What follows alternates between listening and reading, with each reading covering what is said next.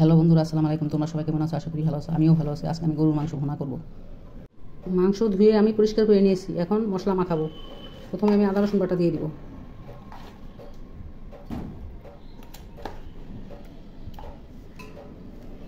হলুদ, মরিচ, ধনিয়া একসাথে দিয়ে দিব। লবণ, দারচিনি, তেজপাতা, লবঙ্গ একসাথে দিয়ে দিব। পরিমাণ মতো তেল দিয়ে দিব। সব কিছু ভালো মতো মেখে নিব।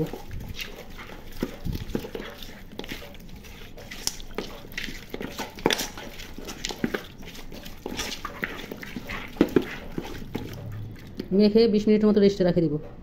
মাংসতে বলক চলে এসেছে, নেড়ে চেড়ে দিই। জিরার গুঁড়ি দিয়ে দিব। এই অবস্থাতে নেড়ে চেড়ে ঢেকে দিব।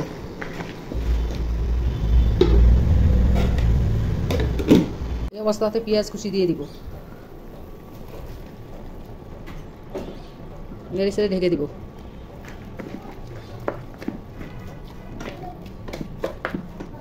এই অবস্থাতে গোলমরিচের গুঁড়া দিয়ে দিব। নেড়ে চেড়ে ঢেকে দিব। ছোট এলাচের গুঁড়ি দিয়ে দিব। নেড়ে চেড়ে দিব।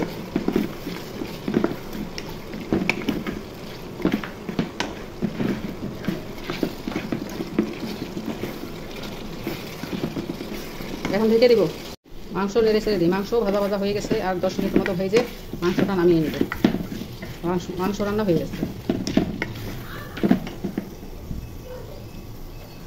এই অবস্থাতে বেরাস্তার কুচি দিয়ে দিব। দিয়ে নেড়ে ছেড়ে 5 মিনিট রেখে নামিয়ে নেব।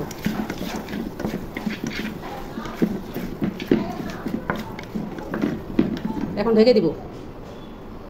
গরুর মাংসের ভুনা ভুনা হয়ে গেছে। রান্নাটা ভালো লাগলে ইউটিউব চ্যানেলটা সাবস্ক্রাইব করো আর ফেসবুক পেজটা ফলো করো। কথা হবে, বাই বাই। নতুন কোনো রান্নার রেসিপি নিয়ে আবার আসবো।